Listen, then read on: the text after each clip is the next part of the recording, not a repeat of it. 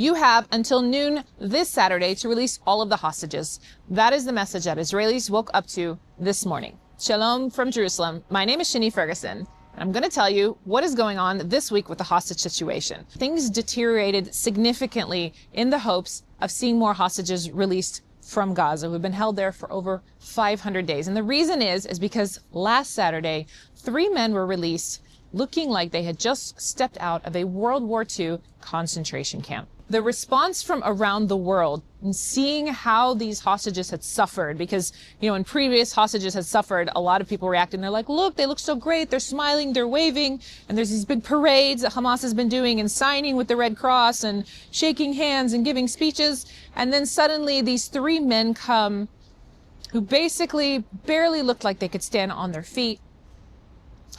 And the world realized what's really been going on in Gaza. Because with all the humanitarian aid that's been going in and all of the Red Cross so worried about all the Palestinians, apparently nobody bothered to visit the hostages. And nobody bothered to see what conditions they were being held in. One of the hostages, at least one of the hostages, because we're not hearing all the information, they're being given time and privacy. One of them was tied since October 7th, was tied on the ground and not allowed to walk. And they had to relearn how to walk so that they could be paraded in front of everybody and told that they're just fine.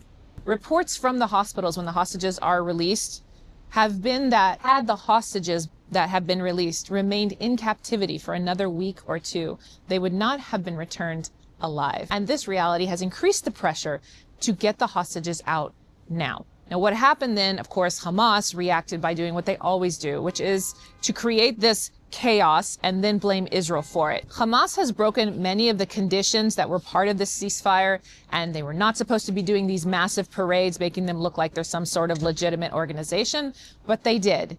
And each time Israel said, you know what, we're going to deal with this, but we're going to release our hostages first. So yesterday, Hamas declared, you know what, we're not going to release any more hostages until further notice. That delay and the news that we got from the hostages saying that the men were being systematically starved in tunnels, some of them underground, for 500 days, is likely what triggered Trump to say, you know what, you guys are playing games, you got till Saturday. Make it happen, or as he says, all hell should break loose. And the thing with Trump is that he doesn't so much look at like, I want to be just pro-Israel or I want to be pro-Palestinian. He's thinking individuals and people. And so his idea of turning Gaza into this Middle Eastern Riviera and giving Gazans the opportunity to leave if they want to is actually one of the most brilliant and bold steps that could be given in the Middle East. Because really, what's the other option? We rebuild so that they can destroy again. We're going to be talking about this in the next month's Maoz Israel report, because this cycle of like, we're going to attack you, and then when you attack us and destroy us, then we're going to get a bunch of money from all the neighboring countries, and we're going to rebuild the same thing that we had before so we can attack you again, is essentially sentencing generation after generation to no life at all. You are a pawn in this story, and you don't get to live a life. You just have to live in this cycle under Hamas, under this brutal terrorist organization. And so the idea of giving them the option to leave and trying to find countries that will take them in is really the only solution to end Hamas's control over an entire group of people. Now, why isn't this as easy as it sounds? Because other countries don't want to take Palestinians in. Why don't they want to take Palestinians in? Because of the culture of death that has been ingrained in them. And so our prayers as believers, as people who really care about humans, should be that those who want to be free, that those who especially the very, very tiny minority of Christians in Gaza who are under threat by Hamas, make no mistake, they're not threatened by the IDF. They are protected by the IDF, but they're under threat by Hamas, and they're terrified.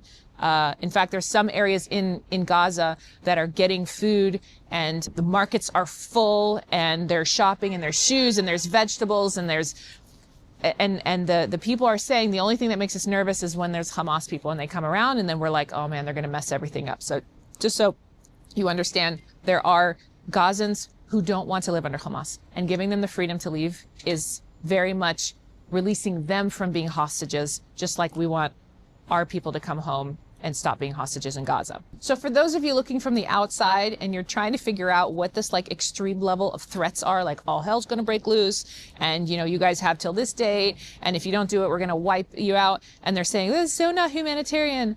Negotiations in the Middle East are different, and we call it speaking Arabic. If you speak Arabic, it's not that you're speaking the language, it's that you're speaking the language, the cultural language of the nations here. And coming across, we're like, we just want to help and we just want you guys to have a beautiful life and please, be nice, doesn't cut it. And really what Trump is doing is getting the world's attention, and it's getting the Middle East's attention. And the hope is that we really will be able to look back 10 years from now and say, wow, this was the turning point. This is where the people who lived in Gaza received freedom for the first time in decades. Until next time, I'm Shani Ferguson. Shalom from Jerusalem.